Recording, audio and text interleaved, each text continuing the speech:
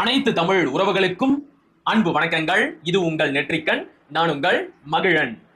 சனிக்கிழமை அப்படின்னு சொன்ன உடனே உங்களுக்கு என்ன ஞாபகத்துக்கு வரும்? பெருமாளுக்கு உகந்த நாள், வீக்கெண்டு, புது படம் ரிலீஸ் ஆகி இருக்கும். மாரி படத்துல ரோபோ சங்கரோட பேர் சனிக்கிழமை, திருப்பாச்சி படத்துல ஒரு வில்லனோட பேர் சனிய சகட. இப்படி பல விஷயங்கள் நமக்கு ஞாபகத்துக்கு வந்தாலும் அடுத்து வரப்போற 4 மாசத்துக்கு சனிக்கிழமை அப்படின்னு சொன்ன உடனே உங்களுக்கு விஜயோட சுற்றுப்பயணம் தான் ஞாபகத்துக்கு வரும். ஏன்னா விஜய் அவர்கள் தன்னுடைய சுற்றுப்பயணத்தை தொடங்கி இருக்கிறாரு. வருகின்ற 13ஆம் தேதி சனிக்கிழமை தன்னுடைய சுற்றுப்பயணத்தை தொடங்குற அவரு அடுத்து வரப்போற ஒவ்வொரு சனிக்கிழமையும் தமிழ்நாடு முழுக்க சுற்றுப்பயணத்துல ஈடுபட போறாரு.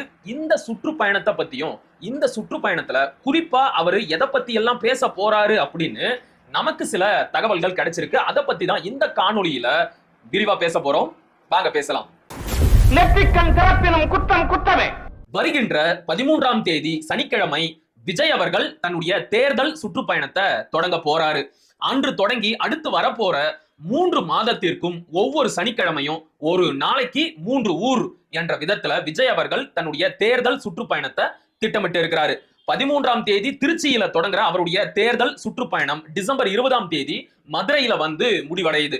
ஏன் விஜய் அவர்கள் தன்னுடைய இந்த தேர்தல் சுற்றுப்பயணத்தை மதுரையில கொண்டு முடிக்கிறாரு அப்படின்னு நம்முடைய சோர்ஸுகள் கிட்ட விசாரிச்ச போது அவங்க என்ன சொல்றாங்க அப்படின்னா, விஜய் அவர்கள் தன்னுடைய இந்த தேர்தல் சுற்றுப்பயணத்தின் முடிவில் 2026 சட்டமன்ற தேர்தல்ல தான் எந்த தொகுதியில போட்டி போட போறேன் அப்படிங்கிறத அறிவிப்பாரு. பெரும்பாலும் அது மதுரைக்கு உட்பட்ட தொகுதியாத்தான் இருக்கும் அப்படின்னு சொல்றாங்க. அதை உறுதிப்படுத்துற விதமாகத்தான் தன்னுடைய சுற்றுப்பயணத்தை மதுரையில கொண்டு முடிக்கிறாரு.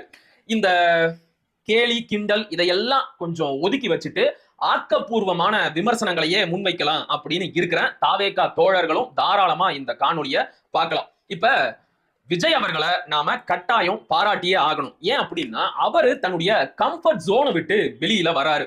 இத்தனை நாட்களாக விஜய் மீது முன்வைக்கப்பட்ட ஒர்க் ஃப்ரம் ஹோம் பாலிடிக்ஸ், கட்சி ஆபீஸை விட்டு வெளியே வர மாட்டேங்கிறாரு, மக்களை சந்திக்க மாட்டேங்கிறாரு போன்ற விமர்சனங்களை எல்லாம் உடைத்து விட்டு அவரு வெளியில மக்களை சந்திக்க போறாரு. இது ஒண்ணுதான் இப்போதைக்கு இந்த சுற்றுப்பயணத்துல இருக்கிற ஒரே நல்ல விஷயம். மத்தபடி இந்த சுற்றுப்பயணத்தின் போது விஜய்க்கு மக்களோட ஆதரவு பெருகுமா, அவருடைய வாக்கு விழுக்காடு அதிகரிக்குமா என்பதையெல்லாம் போக போக தான் நாம தெரிஞ்சுக்க முடியும். அடுத்ததா இந்த சுற்றுப்பயணத்துல இருக்கிற சில குறைகளை பத்தி பார்க்கலாம்.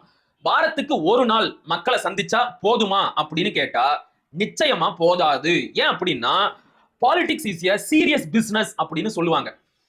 அப்ப ஒரு அரசியல்வாதி என்பவன் எப்போதுமே அவைலபிளா இருக்கணும், எளிமையா அணுகக்கூடிய விதத்துல இருக்கணும்.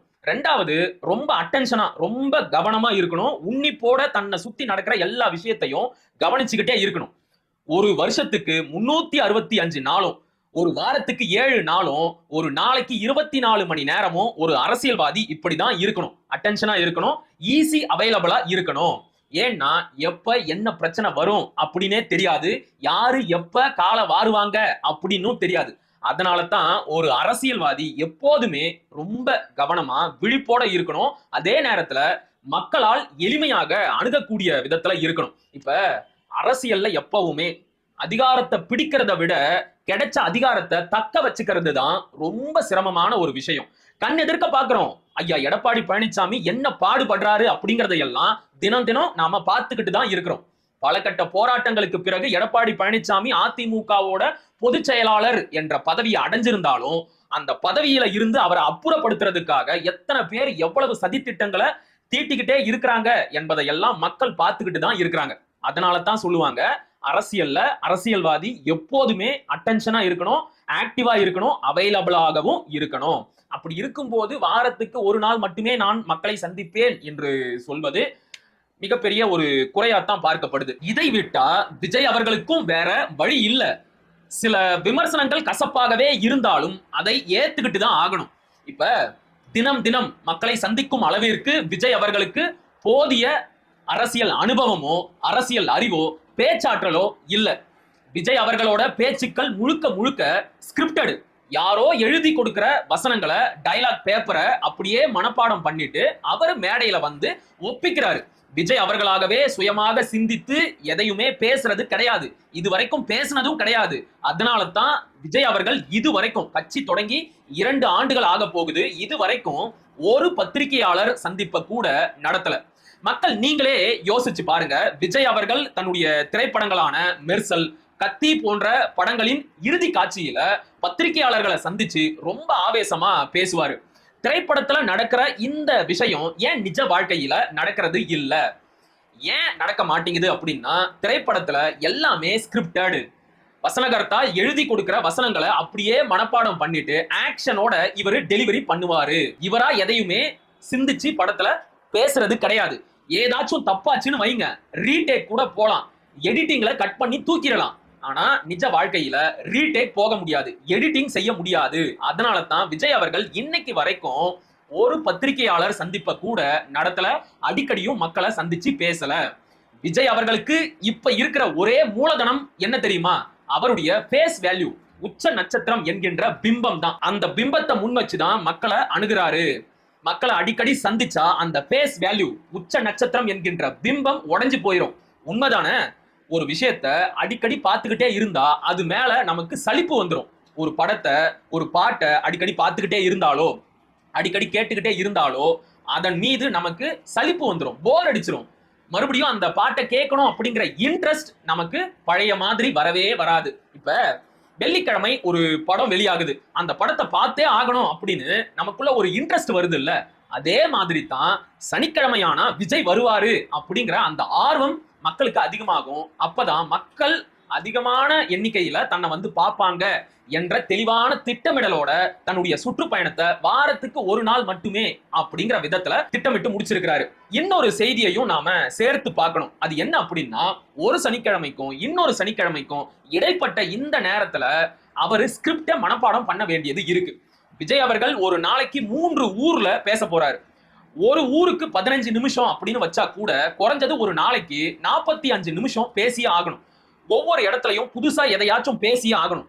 அந்த தொகுதி சார்ந்த பிரச்சனைகளை பேசியே ஆகணும். அப்ப அதையெல்லாம் ஸ்கிரிப்டா ரெடி பண்ணி அதை மனப்பாடம் பண்றதுக்கு அவருக்கு 1 வார காலம் தேவைப்படுது. அதனால தான் இந்த கேப், ஒரு சனிக்கிழமைக்கும் இன்னொரு சனிக்கிழமைக்கும். தெளிவா புரியுதா? அடுத்ததா விஜய் அவர்கள் இந்த சுற்றுப்பயணத்தின் போது ஒவ்வொரு ஊர்லயும் எவ்வளவு நேரம் பேசுவாரு, எதை பத்தி எல்லாம் பேசுவாரு, தொகுதி பிரச்சனைய பேசுவாரா, பொது பிரச்சனைய பேசுவாரா, இல்லன்னா நடைமுறை அரசியல் பிரச்சனைகளை பற்றி பேசுவாரா என்பது குறித்து தெளிவான எந்த ஒரு தகவலும் இல்ல. ஆனா ஒண்ணு மட்டும் நிச்சயம், விஜய் அவர்கள் கட்டாயம் காவேரி பிரச்சனைய பத்தி பேச மாட்டாரு, பாலாறு பிரச்சனைய பத்தி பேசவே மாட்டாரு, முல்லை பெரியாறு அணை சிக்கல் தொடர்பாக வாய திறக்கவே மாட்டாரு. ஏன்னா இத பத்தி எல்லாம் பேசினா அவருடைய ஜனநாயகன் படம் கர்நாடகாவிலையும் ஆந்திராவிலையும் கேரளாவிலையும் ஓடாது. சோ தன்னுடைய அந்த லாப கணக்கை மனசுல வச்சுக்கிட்டு விஜய் அவர்கள் தமிழ்நாட்டோட முக்கியமான இந்த நதி நீர் சிக்கலை குறித்து வாயை திறந்து எதுவுமே பேச மாட்டாரு. அடுத்ததா ஆணவ படுகொலைகளை பத்தி அவரு பேசவே மாட்டாரு. ஒருவேளை பேசிட்டாருன்னு வைங்க, ஆதிக்க ஜாதிகளோட ஓட்டு தனக்கு வராம போயிடும். அதனால அந்த வாக்கு வங்கிய மனசுல வச்சுக்கிட்டு ஆணவ படுகொலைய பத்தி விஜய் அவர்கள் பெருசா எதையுமே பேச மாட்டாரு. 2வது முக்கியமான விஷயம் என்ன அப்படின்னா, அவருடைய பேச்சு பெரும்பாலும் அதிமுகவை டேமேஜ் பண்ற மாதிரி தான் இருக்கும்.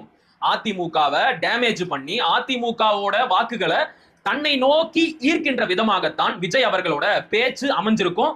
மதுரை மாநாட்டிலேயே அதற்கான விதைய விஜய் அவர்கள் போட்டுட்டாரு. என்னப்பா சொல்ற? அப்ப விஜய் அவர்கள் தன்னுடைய அரசியல் எதிரியான திமுகவை டேமேஜ் பண்ற மாதிரி எதையுமே பேச மாட்டாரா அப்படின்னு கேட்டா, இது வரைக்கும் விஜய் அவர்கள் அதை செய்யவே இல்லையே. விஜய் என்னதான் திமுகவை தன்னுடைய அரசியல் எதிரி அப்படின்னு சொன்னாலும் அந்த எதிரிய டேமேஜ் பண்ற மாதிரி இது வரைக்கும் எந்த ஒரு பெரிய அரசியல் முன்னெடுப்பையும் விஜய் அவர்கள் செய்யவே இல்லையே. இப்ப திமுகவை அடிக்கிறதுக்கு சமீபத்துல லட்டு மாதிரி 2 வாய்ப்பு கிடைச்சது. ஒண்ணு, தூய்மை பணியாளர்களோட போராட்டம். நேற்றைக்கு கூட தூய்மை பணியாளர்கள் தங்களுடைய போராட்டத்தை மறுபடியும் தொடங்கினாங்க. ஆனா இந்த திமுக அரசு காவல்துறையை விட்டு மறுபடியும் அந்த போராட்டத்தை அடக்கி ஒடுக்கிட்டாங்க. இது குறித்து அறநிலையத்துறை அமைச்சரான ஐயா சேகர் பாபுவிடம் பத்திரிகையாளர்கள் கேட்டபோது ரொம்ப ஆணவமா, என்ன போராட்டம், எனக்கு எதுவும் தெரியாதே அப்படின்னு சொல்லிட்டு போயிட்டாரு. சோ இத கையில எடுத்து திமுகவிற்கு எதிராக மிகப்பெரிய போராட்டங்களை விஜய் அவர்கள் செஞ்சிருக்கலாம், திமுகவிற்கு டேமேஜை ஏற்படுத்தி இருக்கலாம். 2வது, கவினோட ஆணவ படுகொலை.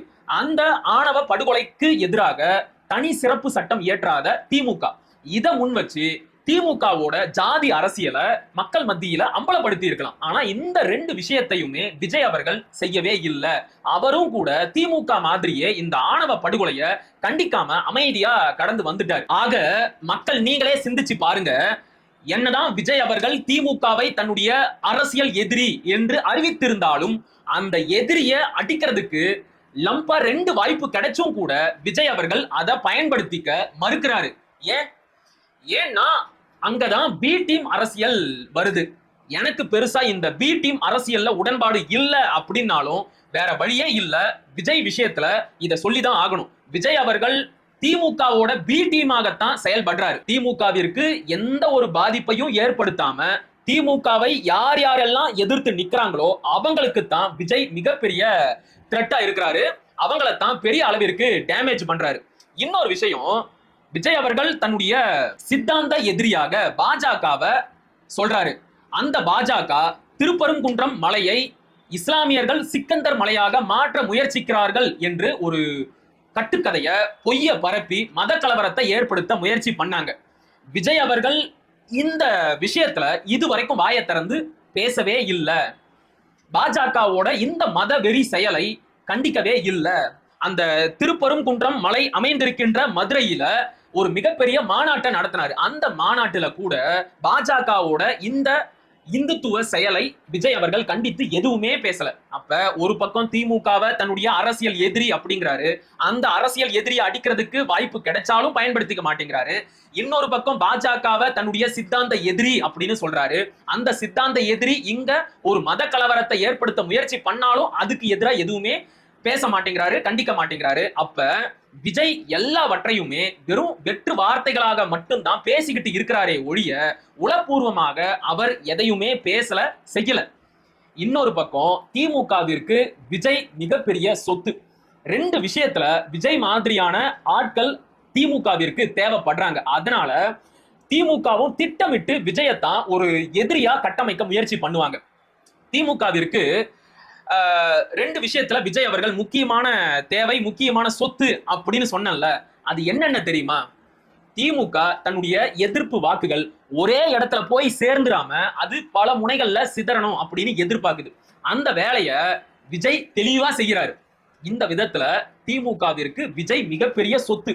அடுத்தது, இங்க உண்மையான மாற்று அப்படின்னு யாருமே வந்துடக்கூடாது.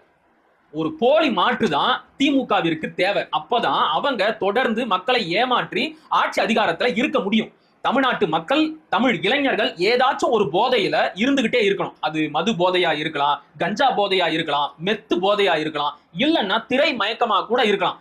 ஏதாச்சும் ஒரு மயக்கத்துல அவன் இருந்துகிட்டே இருக்கணும். அவன் உண்மையான மாற்ற தேடி போகவே கூடாது. உண்மையான மாற்ற தேடி போனா அது நம்முடைய அரசியலுக்கு ஆபத்து. அப்ப விஜய் மாதிரியான ஒரு நடிகர் அரசியலுக்கு வருவதையும் வளர்வதையும் திமுக எதிர்பார்க்குது. அதனால அவங்க விஜய ஒரு எதிரியா முன்னிறுத்த எல்லா வேலையும் தெளிவா செஞ்சுக்கிட்டு தான் இருக்கிறாங்க. இப்ப கூட பாருங்க, தாவேகா தொண்டர்கள் என்ன பேசிக்கிறாங்க அப்படின்னா, எங்க தளபதியோட சுற்றுப்பயணம் மக்கள் மத்தியில பெருசா போய் சேர்ந்துட கூடாது அப்படிங்கறதுனால நாங்க என்னைக்கு சுற்றுப்பயணம் தொடங்குறோமோ அதே நாள்ல தான் திமுக அரசு ஐயா இளையராஜா அவர்களுக்கு பாராட்டு விழா நடத்துறாங்க. அந்த விழாவை பெருசா காட்டி எங்களுடைய சுற்றுப்பயணத்தை மட்டுப்படுத்த பாக்குறாங்க. திமுக எங்களை பார்த்து பயந்துருச்சு அப்படின்னு சொல்றாங்க. அரண்டவன் கண்ணுக்கு இருண்டதெல்லாம் பேய் அப்படிங்கிற மாதிரி திமுக செய்யறது எல்லாமே இவங்களுக்கு எதிராத்தான் இருக்கு அப்படின்னு இவங்க ஒரு கற்பனை உலகத்துல வாழ்ந்துகிட்டு இருக்கிறாங்க. சரி, ஓகே, ஒரு நாள் இளையராஜாவோட பாராட்டு விழாவை காட்டி உங்களுடைய சுற்றுப்பயணத்தை மட்டுப்படுத்துறாங்க அப்படின்னே வச்சுக்கலாம். மற்ற நாளைக்கெல்லாம் திமுக என்ன செய்யும்? இதையெல்லாம் யோசிக்கிறதே கிடையாது இல்ல. சரி, ஓகே, எது எப்படியோ இறுதியாக தமிழ்நாட்டின் அரசியல் களம் சூடு பிடிக்க ஆரம்பிச்சிருச்சு. எல்லா அரசியல் தலைவர்களுமே தங்களுடைய தேர்தல் சுற்றுப்பயணத்தை தொடங்கிட்டாங்க. நேற்றைக்கு உதயநிதி ஸ்டாலின் அவர்கள் தொகுதி வாரியாக தன்னுடைய தேர்தல் சுற்றுப்பயணத்தை தொடங்கி இருக்கிறாரு. அவர் என்னெல்லாம் பேசுவாரு, எப்படியெல்லாம் சுற்றுப்பயணத்தை செய்ய போறாரு அப்படிங்கிறத பொறுத்திருந்து தான் பார்க்கணும். ஆனா கட்டாயமா விஜய் மாதிரி ரோட் ஷோ பண்ணுவாரா அப்படிங்கிறது மிகப்பெரிய கேள்விதான். ஏன்னா ரோட் ஷோ பண்ணி கூட்டம் வரல அப்படின்னா அது உதயநிதி ஸ்டாலினுக்கு மிகப்பெரிய அசிங்கம். அதனால கூடுமான வரைக்கும் இந்த ரோட் ஷோவை உதயநிதி ஸ்டாலின் அவர்கள் தவிர்ப்பார் அப்படின்னு தான் நான் நினைக்கிறேன். பொறுத்திருந்து பார்க்கலாம் இன்னும் என்னென்ன கூத்தெல்லாம் நடக்க போகுது அப்படிங்கறத மீண்டும் ஒரு காணொலியில் சந்திப்போம். அதுவரை இணைந்திருங்கள். இது உங்கள் நெற்றிக்கண், நான் உங்கள் மகிழன். படிப்போம், பகிர்வோம், பயன்பெறுவோம், கற்போம், கற்பிப்போம், களமாடுவோம். தமிழ் வெல்க, தமிழர் வாழ்க, தமிழ்நாடு வளர்க, தமிழ் தேசியம் மலர்க மலர்க மலர்க. நன்றி, வணக்கம்.